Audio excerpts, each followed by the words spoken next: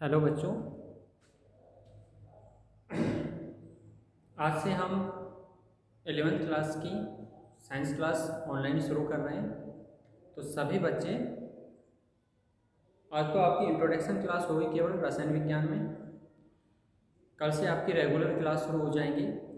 हमारे स्कूल का जो ऐप है वो ऐप सभी को ऐप की लिंक भेज दी जाएगी और सभी बच्चे ऐप से जुड़ जाएं। ऐप में आपको मैसेज दिया जाएगा कि कितने बजे आपकी ऑनलाइन क्लास होगी। सभी बच्चे ऑनलाइन क्लास में जुड़ करके और पढ़ सकते हैं। जो बच्चे किसी कारण से ऑनलाइन क्लास में नहीं जुड़ पाते हैं या उस समय आपको कोई प्रॉब्लम आ जाती है, आप नहीं देख पाते हैं, तो उसमें सभी वीडियो रिकॉर्ड हो जाती हैं। उन रिकॉर्ड वीडियो को आप बाद में भी देख सकते हैं लाइव क्लासेज में जा करके। तो सबसे पहले आज हम रसायन विज्ञान, सबसे पहले आज आपकी रसायन विज्ञान की क्लास होगी, केमिस्ट्री की। उसके बाद आपकी फिजिक्स की क्लास होगी, भौतिक विज्ञान की। केवल अभी 2 ही क्लास होंगी, बाद में धीरे धीरे आपको क्लासों का शेड्यूल और टाइम बता दिया जाएगा।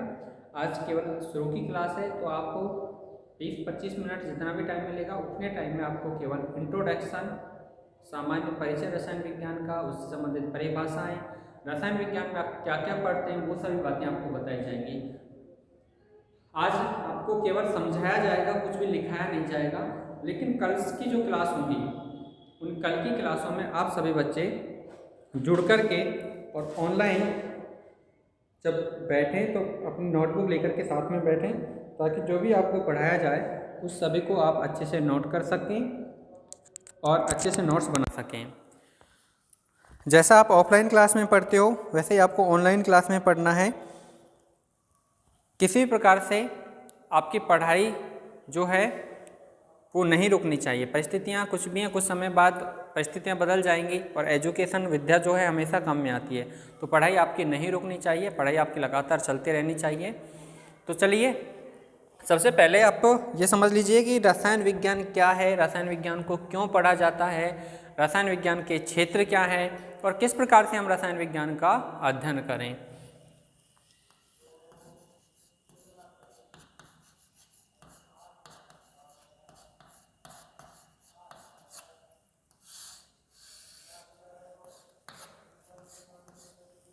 बच्चों, जो हमारा सब्जेक्ट है रसायन विज्ञान, इस रसायन विज्ञान को मुख्य रूप से हम 3 भागों में बांट करके और अध्ययन करते हैं।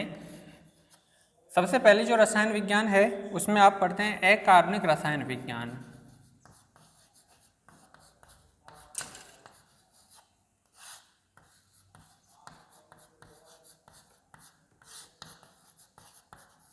दूसरा जो है इसमें आप पढ़ते हैं कार्बनिक रसायन विज्ञान, ऑर्गेनिक केमिस्ट्री।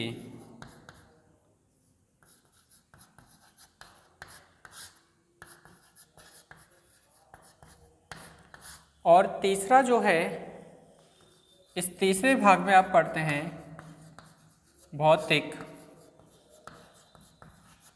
रसायन विज्ञान।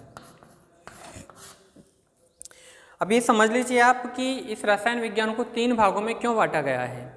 रसायन विज्ञान को 3 भागों में इसलिए बांटा गया है कि किसी भी चीज़ को उसके पार्ट, उसके डिवाइडेशन इसलिए किए जाते हैं ताकि उसके अध्ययन को सरल किया जा सके। अध्ययन को सरल बनाने के लिए इन्हें अलग अलग भागों में विभाजित करके अध्ययन किया जाता है। तो रसायन विज्ञान को भी हमने 3 भागों में बांट दिया है, इनऑर्गेनिक केमिस्ट्री, ऑर्गेनिक केमिस्ट्री और फिजिकल केमिस्ट्री। यहाँ केवल आप 2 प्रकार की पढ़ोगे, इनऑर्गेनिक केमिस्ट्री और ऑर्गेनिक केमिस्ट्री। जो फिजिकल केमिस्ट्री है, इस फिजिकल केमिस्ट्री तीसरा पार्ट होता है, लेकिन फिजिकल केमिस्ट्री का अध्ययन आप कहाँ करते हैं, इनऑर्गेनिक केमिस्ट्री के अंतर्गत करते हैं। सबसे पहले दिमाग में क्वेश्चन आता है कि रसायन विज्ञान क्या है, रसायन विज्ञान में हम किन चीज़ों को पढ़ते हैं, रसायन विज्ञान की परिभाषा क्या होगी। तो रसायन विज्ञान आपने 10th क्लास में जहाँ पर अणुओं के बारे में, परमाणुओं के बारे में, जहाँ आपने रासायनिक अभिक्रियाएं पढ़ी थी, वो चैप्टर जो थे 4 या 5 जो चैप्टर थे, वे सभी पार्ट रसायन विज्ञान का था। तो रसायन विज्ञान में हम अणुओं, परमाणुओं से बनने वाले, अणुओं से बनने वाले यौगिकों तथा उनसे संबंधित नए यौगिकों के निर्माण की अभिक्रियाओं को, आबंधों, पुराने आबंधों के टूटने से नए आबंधों के निर्माण से यौगिकों का निर्माण। रासायनिक आबंध किस प्रकार से के होते हैं, रासायनिक आबंधों का निर्माण किस प्रकार से होता है, रासायनिक आबंध मिलकर के अणु परम और यौगिकों का निर्माण किस प्रकार से करते हैं, और ये यौगिकों का स्थायित्व प्रकृति में किस प्रकार का होता है, इन सभी का अध्ययन हम किस में करते हैं, रसायन विज्ञान में करते हैं। मेरे हाथ में जो चौक है ये ठोस अवस्था में पाया जाता है। ऐसा क्या कारण है कि इसके अंदर जो मॉलिक्यूल हैं वो आपस में एक साथ जुड़े हुए हैं और ऐसा ठोस है जो आसानी से टूट सकता है। यहाँ पर ये जो बोर्ड है ये भी क्या है, एक ठोस है, लेकिन इस बोर्ड को तोड़ने के लिए इस चौक की अपेक्षा अधिक बल लगाना पड़ेगा। जिस टेबल पर हम बैठकर पढ़ते हैं वो लोहे की बनी हुई है, मान लीजिए, लोहे को तोड़ने के लिए हमें और अधिक बल लगाना पड़ेगा या किसी आवश्यक उपकरण की आवश्यकता होगी जिससे हम लोहे को तोड़ सकते हैं। तो उसके अंदर ऐसा क्या है, वो भी ठोस है लेकिन उसे तोड़ने के लिए हमें अधिक बल की आवश्यकता होगी। इसी प्रकार से जल जो है वो तरल अवस्था में पाया जाता है, बहुत सारे ऑयल होते हैं तरल अवस्था में पाए जाते हैं, वायु गैसीय अवस्था में पाई जाती है। तो इन सबका कारण क्या है, उन सभी कारणों को जानने का प्रयास हम रसायन विज्ञान में करते हैं। तो रसायन विज्ञान की अगर आपसे कोई परिभाषा पूछे तो आप कहेंगे कि विज्ञान की वह शाखा जिसके अंतर्गत परमाणुओं, अणुओं की संरचना तथा इनसे बनने वाले यौगिकों के बारे में अध्ययन किया जाता है उसे हम क्या कहते हैं, रसायन विज्ञान कहते हैं। रसायन विज्ञान की एक परिभाषा नहीं है, रसायन विज्ञान की अलग अलग साइंटिस्टों द्वारा अलग अलग परिभाषाएं दी गई हैं। दुनिया में बहुत सारे साइंटिस्ट हुए और सभी साइंटिस्टों ने अपने मत के आधार पर अलग अलग परिभाषा दी। रसायन विज्ञान को किसने खोजा, ये रसायन विज्ञान आई कहाँ से, ये शब्द कहाँ से आया, तो ये शब्द तो बहुत प्राचीन है लेकिन ऐसा माना जाता है कि एक साइंटिस्ट थे जिनका नाम था लवासिए। साइंटिस्ट का नाम क्या था, लवासिए, लेवोसिए भी इनको बोला जाता है। तो लवासिए ने सर्वप्रथम रसायन विज्ञान, इनको फादर ऑफ केमिस्ट्री,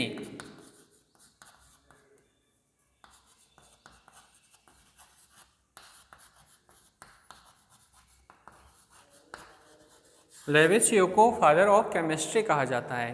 रसायन विज्ञान के जनक किसको कहा जाता है, लेवोसिए सर को कहा जाता है। धीरे धीरे जब रसायन विज्ञान का अध्ययन शुरू किया गया, रसायन विज्ञान की परिभाषा आ गई, तो उसके बाद हमने देखा कि रसायन विज्ञान 3 भागों में है। अब इस रसायन विज्ञान में जो अकार्बनिक रसायन विज्ञान होती है, इसमें प्रकृति में अब तक खोजे गए लगभग 118 तत्व हैं। कितने तत्व खोजे गए हैं, 118 तत्व खोजे गए हैं। रसायन विज्ञान पढ़ने से पहले आपको तत्वों के बारे में तत्वों के बारे में जानकारी होना जरूरी है। ये तत्व जब तक नहीं पता है रसायन विज्ञान समझ में नहीं आती है। तो आवर्त सारणी में प्रकृति में खोजे गए लगभग 118 तत्व हैं। इन 118 तत्वों में से कार्बन को निकाल दीजिए और कार्बन को निकालने के बाद जितने भी 117 तत्व हैं, इन 117 तत्वों का अध्ययन, वर्गीकरण तथा इनसे बनने वाले यौगिकों का जो अध्ययन किया जाता है वो रसायन विज्ञान की इनऑर्गेनिक केमिस्ट्री में हम करते हैं। अब इसमें से हमने एक तत्व को निकाल दिया है, किसको निकाला हमने, कार्बन भाई साहब को निकाल दिया। ये कार्बन एकमात्र ऐसा तत्व है जिसका अध्ययन हम ऑर्गेनिक केमिस्ट्री में करते हैं। ऑर्गेनिक केमिस्ट्री में किसका अध्ययन करते हैं, हम कार्बन का अध्ययन करते हैं। ये कार्बन जब ऑर्गेनिक केमिस्ट्री पढ़ेंगे तो इसके गुणों के बारे में, इसकी विशेषताओं के बारे में पढ़ेंगे। कार्बन जो है ये रसायन विज्ञान का जादूगर है। ये एक ऐसा तत्व है जो सभी तत्वों के साथ, लगभग सभी तत्वों के साथ अभिक्रिया करके नए यौगिक बना लेता है और जितने भी यौगिक हैं वो सभी आवश्यक होते हैं। साथ ही साथ ईंधन में काम में आने वाले जितने भी यौगिक होते हैं उन सभी के अंदर कार्बन पाया जाता है। तो कार्बन और इससे बनने वाले उपयोगी यौगिकों का जो अध्ययन किया जाता है उस रसायन विज्ञान को ऑर्गेनिक केमिस्ट्री कहते हैं। तो एकमात्र तत्व कार्बन ने एक नई रसायन विज्ञान, एक नई विज्ञान का निर्माण किया जिसे कहा जाता है कार्बनिक रसायन विज्ञान, कार्बन की दुनिया। तो कार्बन की दुनिया में हम कार्बन और इससे बनने वाले सभी यौगिकों के बारे में अध्ययन करते हैं। इस कार्बन ने एक नई विज्ञान बनाई जिसे हमने क्या कहा, कार्बनिक रसायन विज्ञान, ऑर्गेनिक केमिस्ट्री कहा। भौतिक रसायन विज्ञान में भौतिक कारकों के बारे में अध्ययन करते हैं, जैसे ताप, दाब, सांद्रता, आर्द्रता, ऊष्मा, ये सभी भौतिक कारक होते हैं जो पर्यावरण से, वातावरण से संबंधित होते हैं। ये वातावरणीय कारक हमारे यौगिकों पर कौन सा प्रभाव डालते हैं, यौगिक का गलनांक क्या होगा, यौगिक का क्वथनांक क्या होगा, किस तापमान पर ठोस है, किस तापमान पर द्रव है, किस तापमान पर गैसीय अवस्था में बदल जाएगा, इन सभी परिवर्तनों का जो अध्ययन किया जाता है वो रसायन विज्ञान की जिस शाखा में किया जाता है इसे हम भौतिक रसायन विज्ञान, फिजिकल केमिस्ट्री कहते हैं। और फिजिकल केमिस्ट्री का अध्ययन हम किस में करते हैं, इनऑर्गेनिक केमिस्ट्री में करते हैं। तो 11th क्लास में आपकी जो विज्ञान है वो अलग अलग पार्ट में डिवाइड हो जाएगी। जैसे रसायन विज्ञान पढ़ोगे, भौतिक विज्ञान पढ़ोगे, उसके बाद कुछ बच्चे मैथ लेकर पढ़ेंगे, कुछ बायोलॉजी पढ़ेंगे, बायो में जीव विज्ञान, जीवों के बारे में, पेड़ पौधों के बारे में, मैथ में आप मैथमेटिकल फार्मूला पढ़ते हैं। तो इस प्रकार से अलग अलग डिवाइड हो जाएंगी। फिर आपकी विज्ञान डिवाइड हुई है, विज्ञान में भी जो आपकी रसायन विज्ञान है वो 3 भागों में विभाजित हो जाती है। मुख्य रूप से आप 2 भागों में पढ़ोगे, एक कार्बनिक रसायन विज्ञान और दूसरी कार्बनिक रसायन विज्ञान। एक कार्बनिक रसायन विज्ञान में सभी तत्वों के बारे में, बनने वाले यौगिकों के बारे में, अणुओं के बारे में, परमाणुओं के बारे में, साथ ही साथ आप आवर्त सारणी पढ़ोगे जिसमें 118 तत्वों के बारे में आप अध्ययन करोगे। इनसे बनने वाले यौगिक कौन कौन से हैं उन सभी का अध्ययन हम इनऑर्गेनिक केमिस्ट्री में करते हैं। एस ब्लॉक के तत्व, पी ब्लॉक के तत्व, ये सभी आते हैं। कार्बनिक रसायन विज्ञान में हम कार्बन से संबंधित यौगिकों के बारे में पढ़ेंगे। कार्बन के बहुत सारे यौगिक होते हैं, वलय युक्त, श्रृंखला युक्त यौगिक होते हैं, कुछ वलय युक्त यौगिक होते हैं और इनके अलग अलग गुणधर्म होते हैं। उन सभी के बारे में हम कार्बनिक रसायन विज्ञान में पढ़ते हैं। तो हम सबसे पहले हमारी जो फर्स्ट रसायन विज्ञान है, इनऑर्गेनिक केमिस्ट्री है, वो पढ़ेंगे। उसके बाद में हम ऑर्गेनिक पढ़ते हैं। तो अकार्बनिक रसायन विज्ञान से संबंधित कुछ इंट्रोडक्शन हम पढ़ लेते हैं कि क्या क्या हमें पढ़ना है और कौन कौन से टॉपिक है जिन पर हमें चर्चा करनी है। देखिए, इनऑर्गेनिक केमिस्ट्री में जो फर्स्ट चैप्टर है आपका, इसमें हम पढ़ते हैं रसायन विज्ञान की मूलभूत अवधारणा।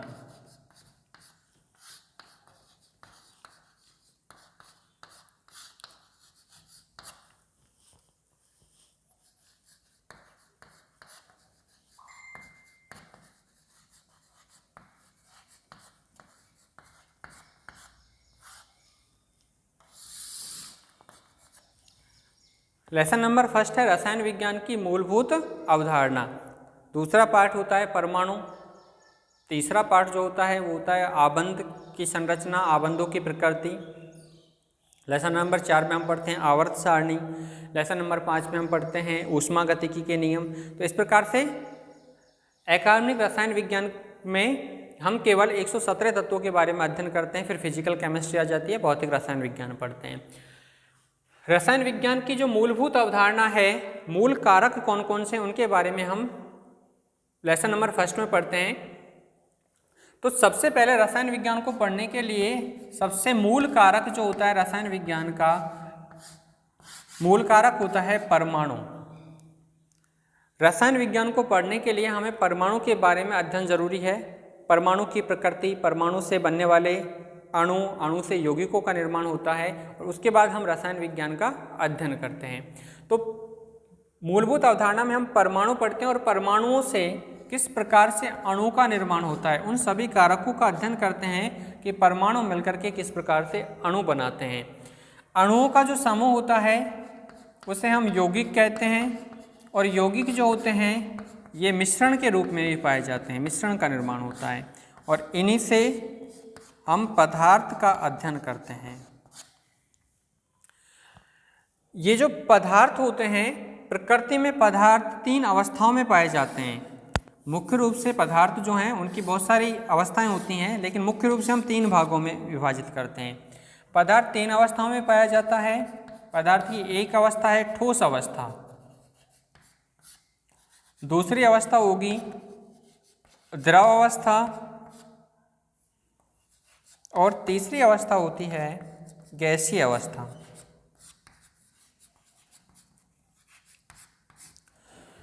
पदार्थ को रसायन विज्ञान में द्रव्य भी बोलते हैं। कई जगह आपको द्रव्य लिखा मिलेगा।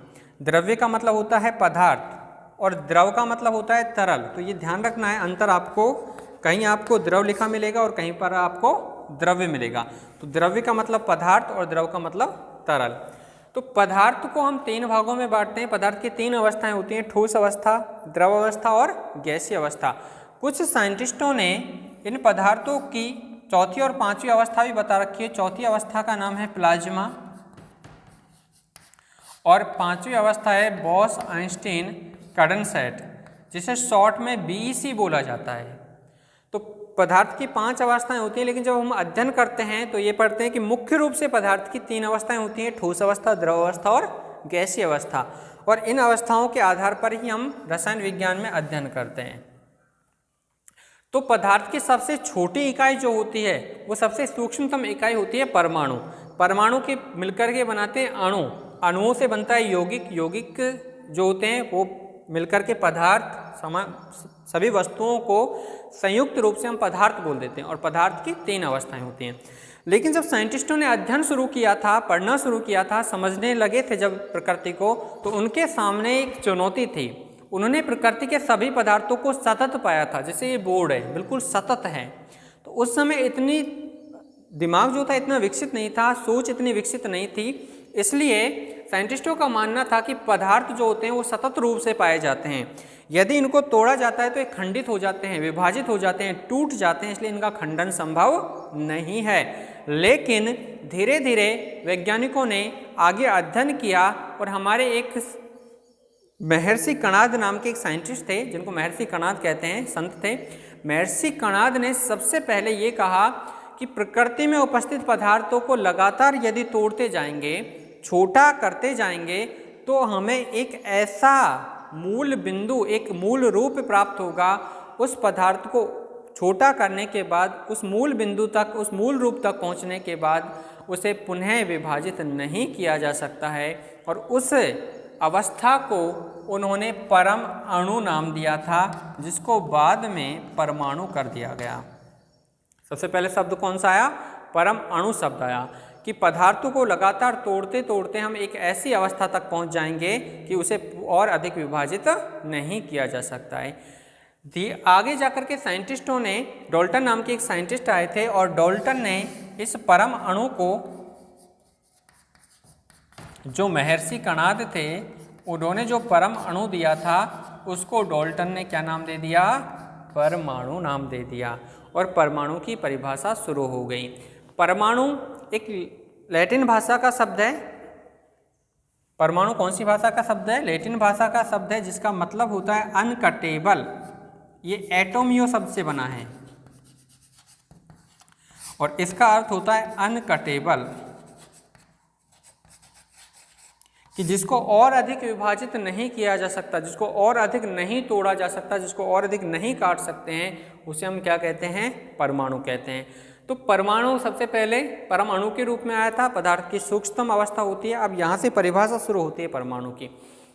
पदार्थ की वह सूक्ष्मतम इकाई या पदार्थ की वह छोटी से छोटी अवस्था या इकाई जिसे और अधिक विभाजित नहीं किया जा सकता है, उसे हम क्या कहते हैं? परमाणु कहते हैं।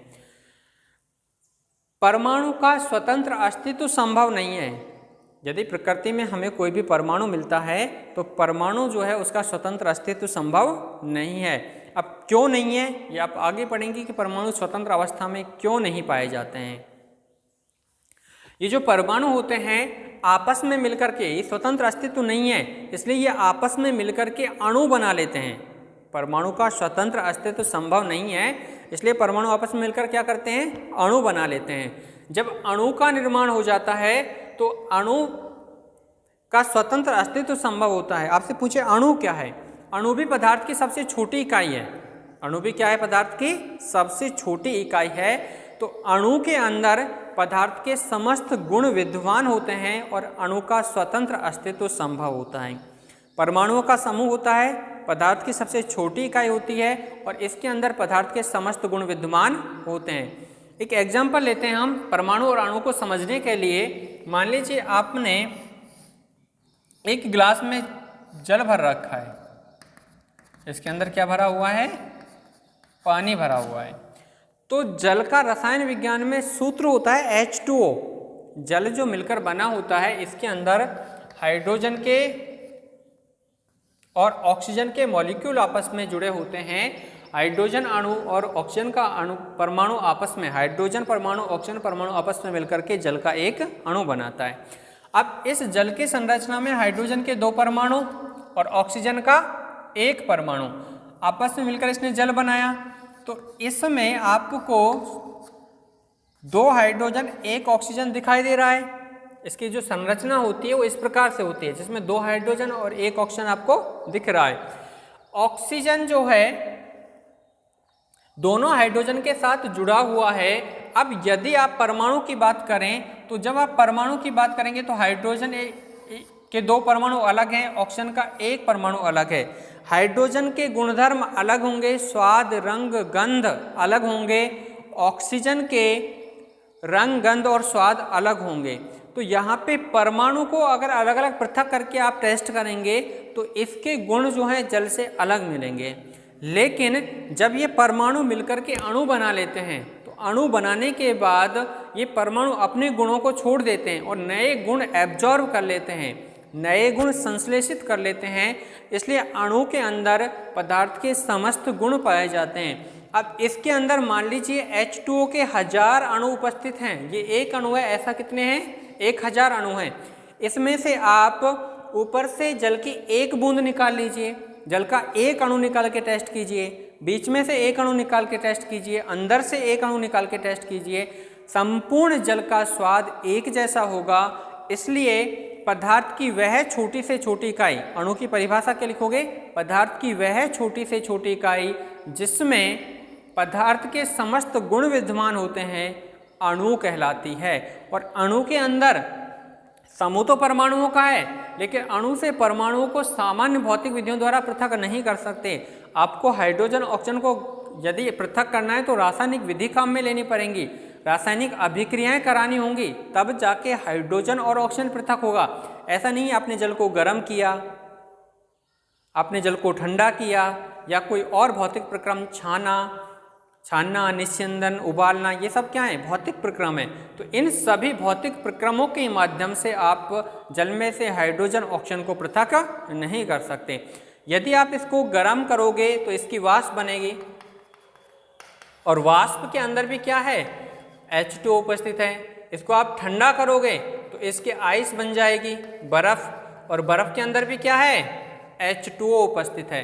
तो भौतिक विधियों द्वारा पृथक नहीं कर सकते, हाँ रासायनिक विधियों द्वारा हम इसे पृथक कर सकते हैं।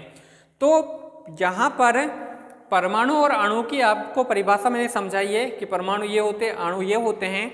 कल की जब क्लास होगी तो कल की क्लास में आपको इनकी परिभाषा समझाने के साथ साथ लिखाएंगे, रसायन विज्ञान की परिभाषा, रसायन विज्ञान के जनक, और हम कौन कौन सी चीज़ पहले पाठ में हम क्या क्या पढ़ेंगे उन सभी की परिभाषा आपको लगातार समझाकर और लिखाएंगे। इसलिए कल सभी बच्चे पेन और नोटबुक लेकर के रेडी होकर के पढ़ने के लिए बिल्कुल अलर्ट होकर के बैठें और अपना जो भी आपको पढ़ाया जाए अपना होमवर्क साथ के साथ करते रहें। जो पढ़ाया जाए उसे साथ साथ उसके नोट्स बनाते रहें ताकि आपको आवश्यकता पड़ने पर वो काम में आए। और कोरोना चल रहा है तो ऐसा नहीं है कि आप कोरोना में पढ़ाई छोड़ दें, किसी भी स्थिति में आपकी पढ़ाई नहीं रुकनी चाहिए। इसलिए आप घर बैठ कर के सेफ्टी के साथ आराम से पढ़ाई पर ध्यान दें। और आप सभी का आशा करता हूँ सभी का स्वास्थ्य अच्छा होगा, स्वास्थ्य को अच्छा रखने की कोशिश करें। आज के लिए आपके लिए सफिशिएंट है, केवल इंट्रोडक्शन होना था ताकि आपको पता लगे कि आपके कौन कौन सी क्लासेस शुरू होंगी। कुछ ही देर में आपको भौतिक विज्ञान की क्लास के वीडियो मिलेंगे, तो भौतिक विज्ञान भी आपको इंट्रोडक्शन पढ़ना है उसका, उसके बाद आगे डिस्कस आपसे होता ही रहेगा। और अपने आसपास जितने भी आपके दोस्त हैं उनको भी बोल दें कि क्लास शुरू हो गई है, पढ़ने पर ध्यान दें। Thank you for watching.